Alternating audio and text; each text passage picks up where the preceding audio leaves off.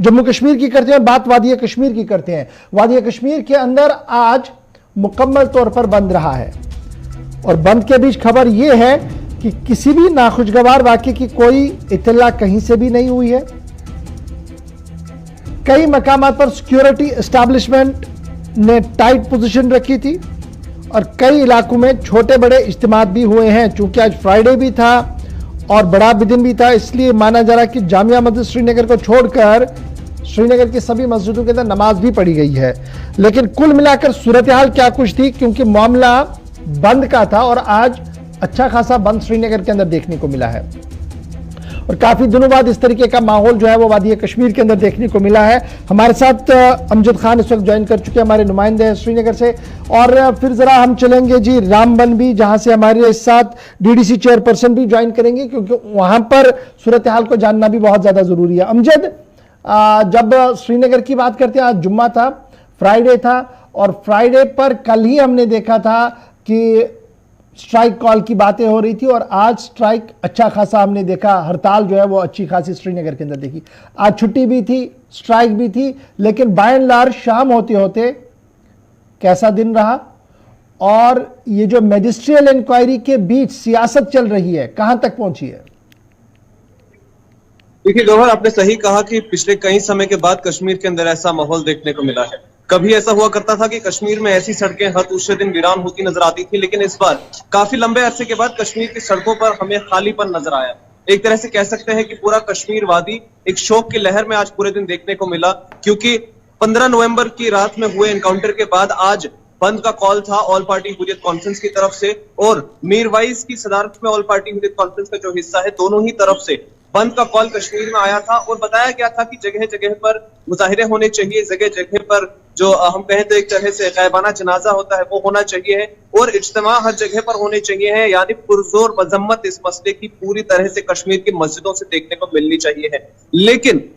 बंद तो रहा, सड़कों से गाड़ियां गायब रही, मार्केट्स खाली रहे, लेकिन जिस तरह की एक्सपेक्टेशंस शायद सरकार ने करी थी कि इस बंद पे होंगी, कॉल पे होंगी, वो बिल्कुल भी देखने को नहीं मिला। सिक्योरिटी बीफ तक पूरे इलाकों में थी, लेकिन अगर हम सिविल लाइन श्रीनगर की बात करें, लाल चौक की बात करें, कहीं पर उतने हमें कोई स्ट्रॉन्ग मेजर्स देखने को नहीं मिले। लेकिन उसके बावजूद भी कश्मीर के अंदर कहीं पर से भी ऐसी कोई खबर सामने नहीं कि कहीं पे किसी तरह का कोई हम कहें तो तशद्दुद हुआ हो, कहीं पर कोई बड़ा मुजाहिरा सामने आया हो या लोगों ने किसी तरह से वायलेंस को अपनाया हो कश्मीर के अंदर। हम लोग श्रीनगर के डाउनटाउन इलाके से शुरू करें, बरजला तक जाएं तो कहीं पर भी किसी तरह का कोई बड़ा मास प्रोटेस्ट जिसकी बताई गई थी, ऐलान किया गया था कि होना चाहिए, वो नहीं देखने को मिला। कोई बड़ा मास फ्यूनरल जिस तरह से लफ्जों में बताया गया था वो कहीं पे देखने को नहीं मिला। श्रीनगर के अंदर कई सारी मस्जिदों में जुमे की नमाज जो होती है, इज्तिमाई नमाज, वो अदा हुई। मस्जिदों के अंदर लोगों ने इस मसले की मजम्मत तो की, दुआएं भी की उनके लिए जिनकी मौत हुई है, उनकी मगफिरत की, लेकिन किसी तरह से कोई भी नारेबाजी देखने को नहीं मिली, कोई बड़ा रिएक्शन देखने को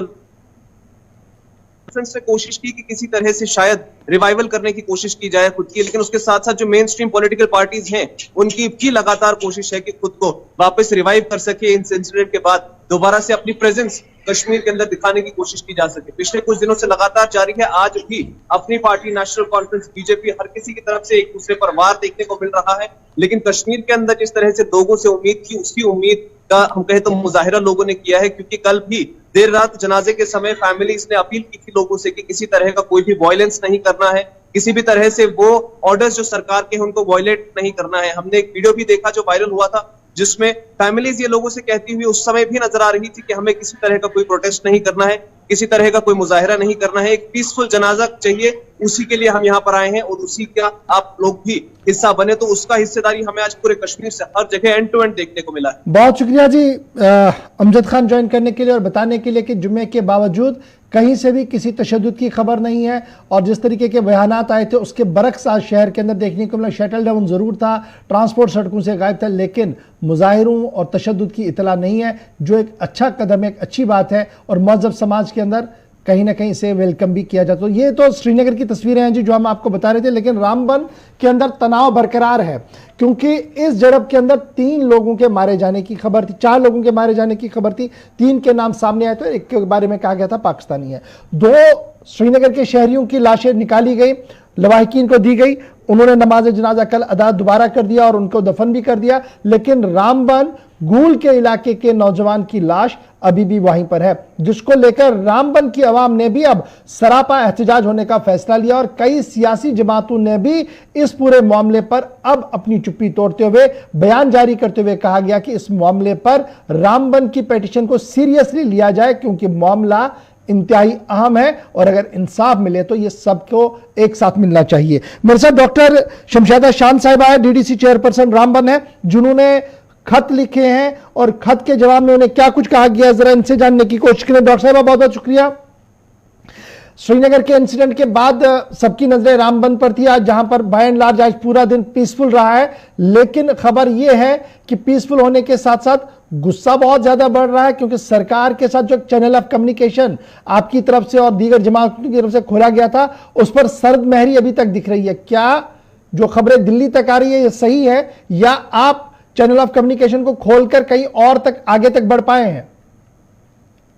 देखिए, जहाँ तक डिस्ट्रिक्ट रामबन का सवाल है, गूल मेरी कॉन्स्टिट्यूंसी, खासकर मैं डीडीसी कैंडिडेट संगलदान कॉन्स्टिट्यूंसी से हूँ। ये बच्चा जो है अमित, ये मेरी कॉन्स्टिट्यूंसी का है।